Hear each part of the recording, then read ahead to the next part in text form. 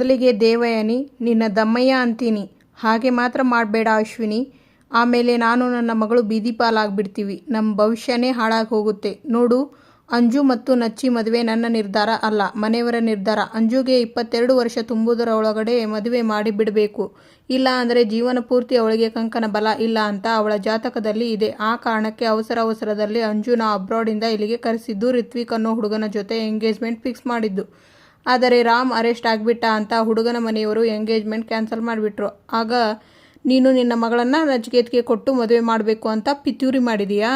ಹೇಗಿದ್ದರೂ ನೀನು ನಿನ್ನ ಮಗಳನ್ನು ಅಚಿತಂಗೆ ಕೊಡೋದಕ್ಕೆ ಆಗಲಿಲ್ಲ. ಈಗ ನಿನ್ನ ಮಗಳನ್ನು ನಚಿಕೇತ್ಗೆ ಕೊಟ್ಟು ಈ ದೇವರ ಸನ್ನಿಧಿ ಆಸ್ತಿನೆಲ್ಲ ಗುಡ್ಡೆ ಹಾಕಿಬಿಡೋಣ ಅಂತ ಪ್ಲ್ಯಾನ್ ಮಾಡಿದೀಯಾ? ಅಲ್ಲ, ನನ್ನ ಪ್ಲ್ಯಾನ್ ಅದೇ ಆಗಿದ್ದಿದ್ರೆ ಆ ರಿತ್ವಿಕ್ ಅನ್ನೋ ಹುಡುಗನ ಜೊತೆ ಹೊಸ ಸಂಬಂಧ ಯಾಕೆ ಬೆಳೆಸ್ತಿದ್ದೆ? ನನ್ನ ಮಗಳನ್ನು ಒಪ್ಕೋ ಅಂತ ಯಾಕೆ ಒಪ್ಪಿಸ್ತಿದ್ದೆ? ಸ್ವಲ್ಪ ಪ್ರಾಕ್ಟಿಕಲ್ ಆಗಿ ಯೋಚನೆ ಮಾಡು ಅಶ್ವಿನಿ. ನಂದೇ ತಪ್ಪು ಅನ್ನೋ ರೀತಿ ಮಾತಾಡಬೇಡ. ಸರಿ, ಮುಂದೇನಾಯಿತು? ಯಾವಾಗ ಎಂಗೇಜ್ಮೆಂಟ್ ಕ್ಯಾನ್ಸಲ್ ಅನ್ನೋ ವಿಷಯ ಗೊತ್ತಾಯಿತು, ಮನೆಯಲ್ಲಿ ಎಲ್ಲರೂ ಗಾಬರಿ ಆಗಿಬಿಟ್ವಿ. ಆದರೆ ಒಬ್ಬರು ಮಾತ್ರ ಆ ಗಾಬರಿಯನ್ನು ನೆಕ್ಸ್ಟ್ ಲೆವೆಲ್ಗೆ ತೊಗೊಂಡು ಹೋಗಿ ಮನೆಯಲ್ಲಿ ಎಲ್ಲರಿಗೂ ದೊಡ್ಡ ಶಾಕೇ ಕೊಟ್ಬಿಟ್ರು. ಯಾರದು? ನಮ್ಮ ಮನೆಯಲ್ಲಿ ಇದೆಯಲ್ಲ ಆ ಮುದುಕಿ. ಅಂಜುಗೆ ಮದುವೆ ಆಗಿಲ್ಲ ಅಂದರೆ ಎಲ್ಲಿ ಅವಳು ಜೀವನ ಪರ್ಯಂತ ನಮ್ಮ ಮನೆಯಲ್ಲೇ ಇದ್ದು ಬಿಡ್ತಾಳೋ? ಆಮೇಲೆ ಅಜಿತ್ ಮತ್ತು ಭೂಮಿ ಮಧ್ಯೆ ಹೋಗಿ ಅವರ ಜೀವನಾನು ಎಲ್ಲಿ ಹಾಳು ಮಾಡಿಬಿಡ್ತಾಳೋ ಅನ್ನೋ ಭಯಕ್ಕೆ ಅರ್ಜೆಂಟಾಗಿ ಫಿಕ್ಸ್ ಮಾಡಿರೋ ನಿಶ್ಚಿತಾರ್ಥ ಇದು. ಎಲ್ಲ ಆ ಮುದುಕಿ ಮಾಡಿರೋ ಕೆಲಸ. ಓ, ಮುದುಕಿ ಫಿಕ್ಸ್ ಮಾಡಿದ ತಕ್ಷಣ ನೀನು ಒಪ್ಕೊಂಡ್ಬಿಟ್ಟ? ಯಾಕೆ ಬೇಡ ಅಂತ ಹೇಳೋದಕ್ಕೆ ಬರಲಿಲ್ವಾ? ಬೇಡ ಅಂತ ಹೇಳಿದರೆ ಕಾರಣ ಕೇಳಿರೋರು. ಆಗ ನಾನು ಏನು ಅಂತ ಹೇಳಿ? ಮನೆಯಲ್ಲಿ ಯಾರಾದರೂ ಒಬ್ಬರು ಅಜ್ಜಿ ವಿರುದ್ಧ ಮಾತಾಡಿದ್ರು ನಾನು ಏನಾದರೂ ಒಂದು ಮಾಡಿ ಮ್ಯಾನೇಜ್ ಮಾಡಿಬಿಡ್ತಾ ಇದ್ದೆ. ನನ್ನ ಕೈಯಲ್ಲಿ ಏನೂ ಮಾಡಲಿಕ್ಕೆ ಆಗಲಿಲ್ಲ. ಪಾಪ ನನ್ನ ಮಗಳು ಅವಳ ಮನಸ್ಸಲ್ಲಿ ಬೆಟ್ಟದಷ್ಟು ಆಸೆ ಇಟ್ಕೊಂಡಿದ್ರು. ಮನೆಯಲ್ಲಿ ಎಲ್ಲರೂ ಬಲವಂತ ಮಾಡಿದ್ರು ಅನ್ನೋ ಕಾರಣಕ್ಕೆ ಹ್ಞೂ ಅಂತ ಒಪ್ಕೊಂಡ್ಲು. ಹರಕೆ ಕುರಿ ಆಗಿಬಿಟ್ಲು ನನ್ನ ಮಗಳು. ಸರಿ ಆಯಿತು ಬಿಡಿ, ಅಳಬೇಡಿ. ಆಗ ಅಶ್ವಿನಿ ಮನಸ್ಸಲ್ಲಿ ನೀನು ಎಷ್ಟು ಆಟಗಳು ಆಡಿದೀಯಾ ಅಂತ ಗೊತ್ತಿಲ್ಲ ಅಂದ್ಕೊಂಡಿದೀಯಾ? ನೀನು ಕಣ್ಣೀರು ಹಾಕಿದ ತಕ್ಷಣ ನಂಬಿ ಮೋಸ ಹೋಗೋಕೆ ನಾನು ಬಕ್ರ ಅಲ್ಲ. ಸತ್ಯ ಏನು ಅನ್ನೋದನ್ನು ತಿಳ್ಕೊಂಡ ಮೇಲೆ ಮಾತಾಡ್ತೀನಿ. ಈ ಕಡೆ ಅಜ್ಜಿ ನಚ್ಚಿ ನಿಶ್ಚಿತಾರ್ಥ ನೋಡಿ ನನಗೆ ಎಷ್ಟು ಸಂತೋಷ ಆಗ್ತಿದೆ ಗೊತ್ತಾ? ಆಗ ಶ್ರವಣ್, ನನಗೂ ಅಷ್ಟೇ ಅಮ್ಮ. ನನಗೆ ಒಂದೇ ಒಂದು ಬೇಜಾರು ಅಂದರೆ ಇಂಥ ಟೈಮಲ್ಲಿ ನಮ್ಮ ರಮಣ ನಮ್ಮ ಜೊತೆ ಇಲ್ವಲ್ಲ ಅನ್ನೋದು. ಆಗ ಅಜ್ಜಿ, ಅವನು ಎಲ್ಲೇ ಇದ್ದರೂ ಅಂಜುಗೆ ಆಶೀರ್ವಾದ ಕೊಡ್ತಾನಪ್ಪ. ಆಗ ಶ್ರವಣ್, ನಿನ್ನ ಮಾತು ನಿಜ ಅಮ್ಮ. ಈಗಿನ ಕಾಲದಲ್ಲಿ ಹೆಣ್ಣು ಮಕ್ಕಳ ಮದುವೆ ಆಗೋದೇ ಕಷ್ಟ. ಆ ವಿಷಯದಲ್ಲಿ ನಮ್ಮ ಅಂಜು ಅದೃಷ್ಟ ಮಾಡಿದಾಳೆ. ನಚ್ಚಿ ತಾನಾಗೇ ಮದುವೆಗೆ ಒಪ್ಪಿಕೊಂಡು ಬಿಟ್ಟ. ಅಕ್ಕ, ನನ್ನ ತಲೆಯ ಮೇಲೆ ಇದ್ದ ಒಂದು ದೊಡ್ಡ ಭಾರನ ಇಳಿಸ್ಬಿಟ್ಟೆ. Thank you. ಆಗ ಸಂಗೀತ, ಏನೋ ಹೀಗೆ ಮಾತಾಡ್ತಿದ್ದೀಯಾ? ಕೈ ಇಳಿಸು ನೀನು. ಶ್ರವಣ, ಅಂಜು ಈ ಮನೆ ಮಗಳು ಕಣೋ. ಅವಳು ಚಿಕ್ಕ ವಯಸ್ಸಿಂದ ನಾನು ಅವಳನ್ನು ಎತ್ತಿ ಆಡಿಸಿದ್ದೀನಿ ಕಣೋ. ಅವಳು ನಿನಗೆ ಹೇಗೆ ಮಗಳು, ನನಗೂ ಹಾಗೆ ಮಗಳು ಇದ್ದ ಹಾಗೆ. ಒಟ್ಟಿನಲ್ಲಿ ನಮ್ಮೆಲ್ಲರಿಗೂ ಬೇಕಾಗಿರೋದು ಏನು ಹೇಳು? ನಮ್ಮ ಮಕ್ಕಳು ಚೆನ್ನಾಗಿರಬೇಕು, ಮುಂದೆ ಅವರ ಭವಿಷ್ಯ ಚೆನ್ನಾಗಿರಬೇಕು ಅಲ್ವಾ? ಆಗ ರಾಮನಾರಾಯಣ್, ನಮ್ಮನೆ ಮಗಳು ನಮ್ಮನೆಗೆ ಸೇರ್ಕೊತಿದ್ದಾಳೆ ಅಂದರೆ ಖುಷಿ ಪಡಬೇಕು ಹೊರತು ಕಣ್ಣು ತುಂಬ್ಕೊತಿದೀಯಲ್ಲ. ನೋಡಪ್ಪ, ನಿನ್ನ ಮಗಳನ್ನು ನಾವು ತುಂಬ ಚೆನ್ನಾಗಿ ನೋಡ್ಕೊತೀವಿ, ತಲೆ ಕೆಡಿಸ್ಕೋಬೇಡ. ಆಗ ಭೂಮಿ, ಇಂಥ ಸಂದರ್ಭದಲ್ಲಿ ನಾನು ಮಾತಾಡೋದು ಸರಿನೋ ತಪ್ಪೋ ಅಂತ ನನಗೆ ಗೊತ್ತಿಲ್ಲ. ಈ ಮನೆಯಲ್ಲಿ ಸೊಸೆಯಾಗಿ ನಾನು ಏನು ಹೇಳಬೇಕು ಅಂದ್ಕೊಂಡಿದ್ದೀನಿ ಹೇಳ? ಆಗ ಅಜ್ಜಿ, ಏನಮ್ಮ, ಏನದು ಹೇಳು? ಆಗ ಭೂಮಿ, ಅಲ್ಲ, ಅಂಜನಾ ಎಂಗೇಜ್ಮೆಂಟ್ ಏನೋ ಆಯಿತು, ಆದ್ದರಿಂದ ನಿಮ್ಮೆಲ್ಲರಿಗೂ ತುಂಬ ಖುಷಿನೂ ಆಯಿತು. ಆದರೆ ನಿಮ್ಮೆಲ್ಲರಿಗೂ ಒಂದು ಮುಖ್ಯವಾದ ವಿಷಯನೇ ಮರ್ತಿದ್ದೀರಾ. ಆಗ ಸಂಗೀತ, ಮುಖ್ಯವಾದ ವಿಚಾರನ? ಏನು ಭೂಮಿ ಅದು? ಅತ್ತೆ, ಈ ಮನೆ ಮಗಳು ಅಪೇಕ್ಷಾ ಅವರ ಮುಂದಿನ ಭವಿಷ್ಯದ ಬಗ್ಗೆ ನೀವು ಯೋಚನೆ ಮಾಡಿದ್ದೀರಾ? ಆಗ ಶ್ರವಣ್, ನಮ್ಮ ಅಪ್ಪು ಬಗ್ಗೆ ಹೇಳ್ತಿದೀಯಾ ಭೂಮಿ? ಆಗ ಸಂಗೀತ, ಹೌದು ಕಣೋ ಶ್ರವಣ, ಭೂಮಿ ಹೇಳ್ತಾ ಇರೋದು ನಮ್ಮ ಅಪ್ಪು ಬಗ್ಗೆನೇ. ಶ್ರವಣ, ನಮ್ಮ ಅಪ್ಪು ಮದುವೆಯಾಗಿ ಇಷ್ಟು ವರ್ಷ ಆಗಿದೆ. ಇಷ್ಟು ವರ್ಷದಲ್ಲಿ ಒಂದಿನಾನು ಪ್ರೀತಿಯಿಂದ ಅವಳ ಗಂಡನ ಮನೆಗೆ ಹೋಗಲೇ ಇಲ್ಲ ಕಣೋ. ಏನಾದರೂ ಒಂದು ಕಾರಣ ಇಟ್ಕೊಂಡು ಇಲ್ಲೇ ಬಂದು ಇರ್ತಾಳೆ. ನಾನು ಎಷ್ಟೋ ಸಲ ಹೇಳಿದ್ದೀನಿ, ಅಪ್ಪು ನಿನ್ನ ಮನೆ ಇದು ಅಲ್ಲ ಕಣೆ, ನೀನು ನಿನ್ನ ಗಂಡನ ಮನೆಯಲ್ಲೇ ಇರಬೇಕು, ನೀನು ಒಂದು ಹೊಸ ಜೀವನ ಕಟ್ಕೋಬೇಕು ಅಂತ ಎಷ್ಟೋ ಸಲ ಪ್ರೀತಿಯಿಂದ ಹೇಳಿದ್ದೀನಿ. ಕೊನೆಗೆ ಜಗಳ ಮಾಡಿ ಮನೆ ಬಿಟ್ಟು ಹೋಗು ಅಂತ ಹೇಳಿದ್ದೀನಿ. ಇಷ್ಟಾದರೂ ಅವಳು ನನ್ನ ಮಾತು ಕೇಳಲೇ ಇಲ್ಲ ಕಣೋ. ಇಷ್ಟೆಲ್ಲ ಸಾಲದು ಅಂತ ನಮ್ಮ ಅಜ್ಜಿತ ಅವಳಿಂದ ಭೂಮಿಗೆ ತೊಂದರೆ ಆದಾಗ ಈ ಕಾರಣನಾದರೂ ಇಟ್ಕೊಂಡು ನಮ್ಮಕ್ಕನ ಜೀವನ ಚೆನ್ನಾಗಿರಬೇಕು, ಅವಳ ಗಂಡನ ಮನೆಗೆ ಕಳಿಸ್ಬೇಕು ಅಂತ ಎಷ್ಟೋ ಸಲ ಅವಳನ್ನು ಗಂಡನ ಮನೆಗೆ ಕಳಿಸಿದ್ದಾನೆ. ಆದರೂ ಏನಾದರೂ ಒಂದು ಕಾರಣ ಇಟ್ಕೊಂಡು ಮತ್ತೆ ವಾಪಸ್ ಬರ್ತಾಳೆ. ನನಗಂತೂ ಅವಳ ವಿಚಾರದಲ್ಲಿ ಏನು ಮಾಡಬೇಕು ಅಂತಾನೆ ಗೊತ್ತಾಗ್ತಿಲ್ಲ. ಆಗ ರಾಮನಾರಾಯಣ್, ಭೂಮಿ ನಿನಗೆ ಯಾಕಮ್ಮ ಈ ಥರ ಅನ್ನಿಸ್ತು? ಆಗ ಭೂಮಿ, ನೋಡಿ, ಈ ಸಂದರ್ಭದಲ್ಲಿ ನಾನು ಈಗ ಮಾತಾಡಿದ್ದು ಎಷ್ಟರ ಮಟ್ಟಿಗೆ ಸರಿ ಅಂತ ನನಗೆ ಗೊತ್ತಿಲ್ಲ. ಹಾಗೆ ದೊಡ್ಡವರ ಮುಂದೆ ನಾನು ಮಾತಾಡಿದ್ದಕ್ಕೆ ದಯವಿಟ್ಟು ನನ್ನ ಕ್ಷಮಿಸಿಬಿಡಿ. ನನ್ನ ಪ್ರಕಾರ ಅಪ್ಪು ಅವರಿಗೆ ಏನಾದರೂ ಸಮಸ್ಯೆ ಇರಬಹುದು. ನೀವ್ಯಾಕೆ ಅವ್ರ ಹತ್ರ ಒಂದು ಸಾರಿ ಮಾತಾಡಬಾರ್ದು? ಆಗ ಸಂಗೀತ, ಇದರಲ್ಲಿ ವಿಚಾರಿಸೋದಕ್ಕೆ ಏನಿದೆ ಭೂಮಿ? ಅಪ್ಪು ಅತ್ತೆ ಮನೆಯವರು ತುಂಬ ಒಳ್ಳೆಯವರು, ಒಳ್ಳೆಯ ಸಂಸ್ಕಾರ ಇರುವಂಥವ್ರು. ನನಗೆ ಅವರ ಬಗ್ಗೆ ಚೆನ್ನಾಗಿ ಗೊತ್ತಿದೆ. ಇನ್ನು ಹೇಳಬೇಕು ಅಂದರೆ ನಮ್ಮ ಅಪ್ಪುನೇ ತುಂಬ ಹಠಮಾರಿ. ವಯಸ್ಸಿಂದ ಅವಳು ಮಾತೇ ನಡಿಬೇಕು ಅನ್ನೋದು ಕೋಪ ಜಾಸ್ತಿ ಅಲ್ಲ ಭೂಮಿ. ನಾವೇನು ಅವಳ ಅಪ್ಪ ಅಮ್ಮ, ಅವಳು ಮಾತಾಡುವುದನ್ನೆಲ್ಲ ಸಹಿಸ್ಕೊತೀವಿ. ಆದರೆ ಅತ್ತೆ ಮನೆಯವರು ಇದನ್ನೆಲ್ಲ ಸಹಿಸ್ಕೊತಾರ ಹೇಳು? ಅವರು ಎಷ್ಟು ದಿನ ಅಂತ ನೋಡ್ತಾರೆ ಹೇಳು? ಆಗ ರಾಮನಾರಾಯಣ್, ಹೌದು ಭೂಮಿ, ಸಂಗೀತ ಹೇಳ್ತಾ ಇರೋದು ನಿಜ. ನಾನು ಅಪ್ಪು ಹೇಳಿದ್ದಕ್ಕೆ ಎಲ್ಲದಕ್ಕೂ ಸಪೋರ್ಟ್ ಮಾಡಿಕೊಂಡು ಬಂದೆ. ಇದರಲ್ಲಿ ನಂದು ತಪ್ಪಿದೆ. ಆಗ ಅಜ್ಜಿ, ಎಲ್ಲ ಸರಿ, ಆದರೆ ಅವಳಿಗೆ ಈಗ ಹೇಗೆ ತಿಳಿಸೋದು? ಆಗ ಭೂಮಿ, ಅಜ್ಜಿ, ಒಬ್ಬರಿಗೊಬ್ಬರು ಕೂತು ಸಮಾಧಾನದಿಂದ ಮಾತಾಡಿದರೆ ಎಲ್ಲ ಸಮಸ್ಯೆನೂ ಬಗೆಹರಿಯುತ್ತೆ. ನೀವು ಏನು ಹೇಳ್ತೀರಾ? ಆಗ ಅಜ್ಜಿ, ರಾಮ್ನ ಅವರನ್ನು ಒಂದ್ಸಲಿ ಮನೆಗೆ ಕರೆಸ್ತೀರಾ? ಸರಿ ಅತ್ತೆ, ನಾನು ಮಾತಾಡ್ತೀನಿ. ಈ ಕಡೆ ಅಶ್ವಿನಿ ದೇವಯಾನಿಗೆ, I am really sorry, it's okay ಬಿಡಿ, ಪರವಾಗಿಲ್ಲ, ಆಗಿದ್ದು ಆಗಿ ಹೋಯಿತು. ಬಟ್ ಇನ್ನು ಮುಂದೆ ಆದರೂ ನನಗೆ ಏನಾದರೂ ಹೆಲ್ಪ್ ಬೇಕಿದ್ರೆ ಮಾಡ್ತೀರಾ ಅಂತ ನಂಬ್ತೀನಿ. ಖಂಡಿತ. ಇದೇನು ಹೀಗೆ ಕೇಳಿಬಿಟ್ಟೆ? ಖಂಡಿತವಾಗ್ಲೂ ಹೆಲ್ಪ್ ಮಾಡ್ತೀನಿ. It's a promise. ಅಲ್ಲಿ ಎಲ್ಲರೂ ಹುಡುಕ್ತಾ ಇರ್ತಾರೆ, ನಾನು ಹೋಗ್ತೀನಿ. ಆಗ ಮನಸ್ಸಲ್ಲಿ ಅಶ್ವಿನಿ, ಅದೆಷ್ಟೇ ಡವ್ ಮಾಡ್ತೀಯಾ? ಆಗ್ತಿಲ್ಲ ನನಗೆ ಇದನ್ನೆಲ್ಲ ನೋಡಿಕೊಂಡು ತಡ್ಕೊಂಡಿರೋದಕ್ಕೆ. ಈಗ ಮಾತಾಡಿ ಏನೂ ಪ್ರಯೋಜನ ಇಲ್ಲ. ನಿನಗೆ ಈಗ ಉತ್ತರ ಕೊಡೋದಕ್ಕಿಂತ ನೀನು ಚುಚ್ಚಿರೋ ಬಾಣನ ನಿನಗೆ ವಾಪಸ್ ಚುಚ್ಚಬೇಕು, ಆಗಲೇ ಸರಿ ಹೋಗೋದು. ಹಾಗೆ ಆಗಬೇಕು ಅಂದರೆ ಮೊದಲು ಶಾರದಾನ ಕಂಡುಹಿಡಿದು ನನ್ನ ವಶದಲ್ಲಿ ಇಟ್ಕೋಬೇಕು. ಆಗ ದೇವಯಾನಿ ಮನಸ್ಸಲ್ಲಿ ಆಲ್ರೆಡಿ ಉಳಿಕೆ ಬುಟ್ಟಿಗೆ ಬಿದ್ದಾಯಿತು. ಇವಳು ಹೇಳಿದ ಹಾಗೆ ದೇವರ ಸನ್ನಿಧಿ ಮನೆಗೆ ಬರೋಕೆ 7 ದಿನದ ಗಡುವು ಕೂಡ ಮುಗೀತು. ಒಟ್ಟಿನಲ್ಲಿ ಅಶ್ವಿನಿ ಚಾಪ್ಟರ್ ಕ್ಲೋಸ್ ಆದ ಹಾಗೆ. ಮನೆಯಲ್ಲಿ ಅಜಿತ್ ಅವರು, ಭಾಗ್ಯಮ್ಮ, ಯಾವುದೇ ಕಾರಣಕ್ಕೂ ಸಂಕೋಚ ಪಟ್ಕೊಳ್ಳೋ ಹಾಗಿಲ್ಲ, ಇದನ್ನು ನಿಮ್ಮನೇ ಅನ್ಕೊಳ್ಳಿ. ಆಗ ಭಾಗ್ಯಮ್ಮ, ಆಯ್ತಪ್ಪ. ಆಗ ಭೂಮಿ, ಅಮ್ಮ, ಇವಾಗ ಸ್ವಲ್ಪ ಆರಾಮ್ ಅನಿಸ್ತಿದೆಯಾ?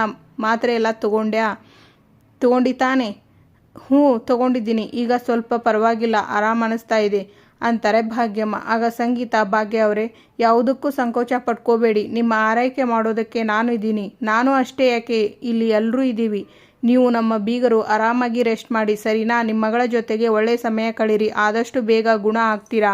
ಆಗ ಅಜ್ಜಿ, ಮೊದಲು ಹೋಗಿ ಸ್ವಲ್ಪ ರೆಸ್ಟ್ ಮಾಡಿ, ಆಮೇಲೆ ಮಾತನಾಡೋಣ. ಸರಿ ಅಜ್ಜಿ.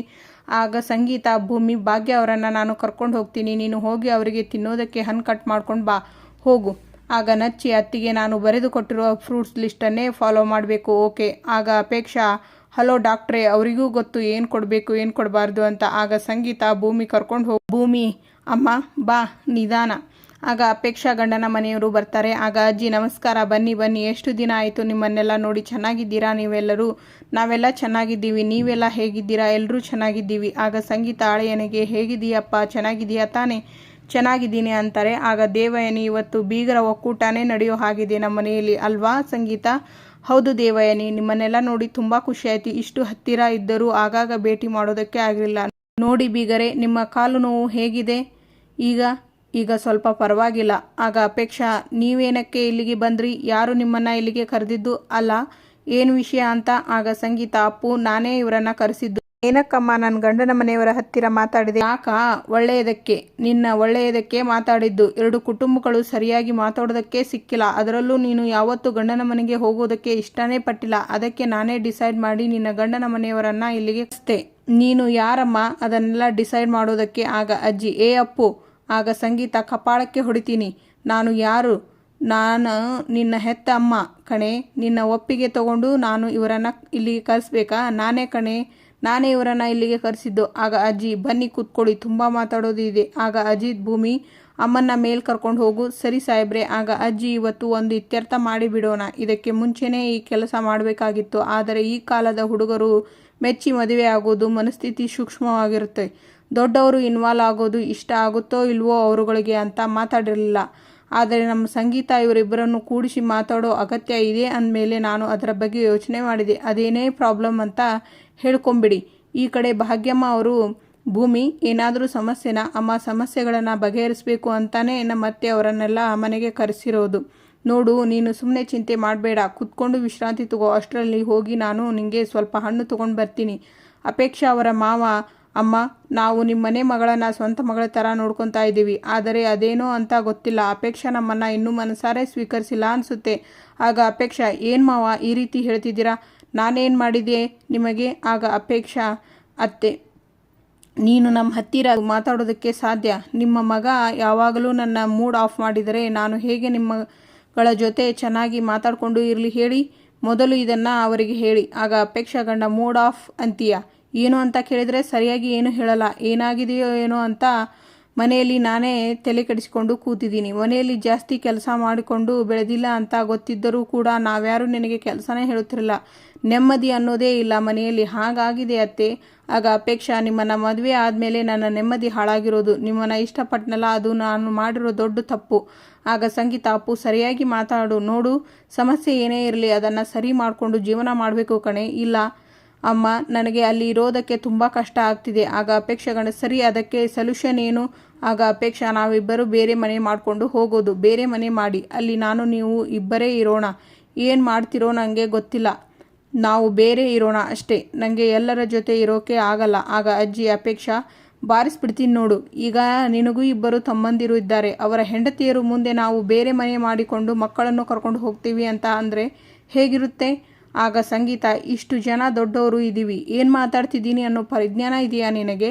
ಮುತ್ತು ಹೊಡೆದರೆ ಹೋಯ್ತು, ಮಾತು ಆಡಿದರೆ ಹೋಯ್ತು ಅಂತಾರೆ. ಪ್ರಜ್ಞೆ ಇಟ್ಕೊಂಡು ಮಾತಾಡ್ತಿದ್ದೀಯಾ ನೀನು? ಆಗ ಅಜ್ಜಿ, ನೋಡಮ್ಮ, ನಿನಗೆ ಏನಾದರೂ ಕಷ್ಟ ಇರುವಂಥದ್ದು ಇದ್ದರೆ ಹೇಳು, ಈಗಲೇ ಇತ್ಯರ್ಥ ಮಾಡೋಣ. ಇಲ್ಲ ಅಂದರೆ ನಿನಗೆ ನಿಜವಾಗಲೂ ಈ ಮನೆಯಲ್ಲಿ ಜಾಗ ಇರಲ್ಲ. ಆಗ ಅಜಿತ್, ಅಪೇಕ್ಷಾ, ಈ ವಿಚಾರ ಎಷ್ಟು ಸೀರಿಯಸ್ ಅಂತ ನಿನಗೆ ಅರ್ಥ ಆಗ್ತಿಲ್ಲ. ಮದುವೆ ಅನ್ನೋದು ಲೈಫ್ ಲಾಂಗ್ ಕಮಿಟ್ಮೆಂಟ್, ಹುಡುಗಾಟ ಅಲ್ಲ. ಗಂಡ ಹೆಂಡತಿ ಸಮಸ್ಯೆ ಬಂತು ಅಂದರೆ ಅದನ್ನು 4 ಗೋಡೆಗಳ ಮಧ್ಯೆ ಸಾಲ್ವ್ ಮಾಡ್ಕೋಬೇಕು.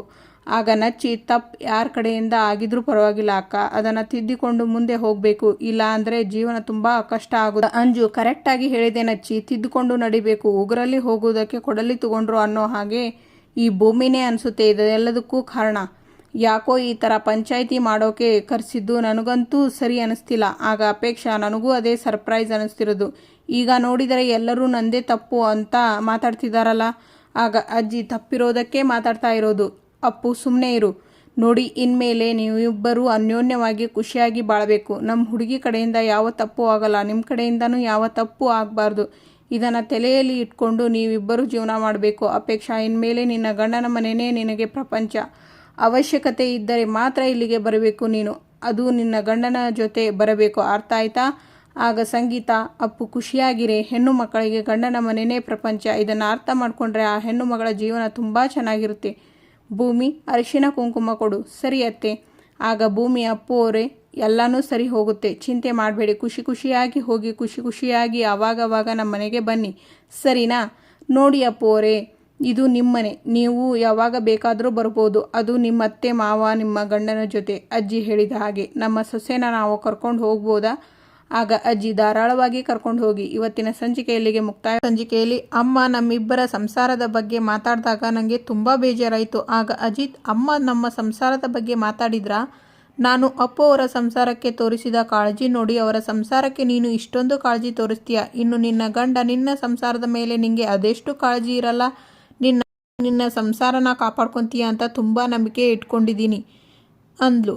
ಸಾಹೇಬ್ರೆ, ಅವರು ನಮ್ಮ ಮೇಲೆ ಅಷ್ಟೊಂದು ನಂಬಿಕೆ ಇಟ್ಕೊಂಡಿದ್ದಾರೆ. ನಾವಿಬ್ಬರು ಎಲ್ಲರಿಗೂ ಮೋಸ ಮಾಡ್ತಿದ್ದೀವಿ ಏನೋ ಅನ್ನಿಸ್ತಾ ಇದೆ. Thank you for watching.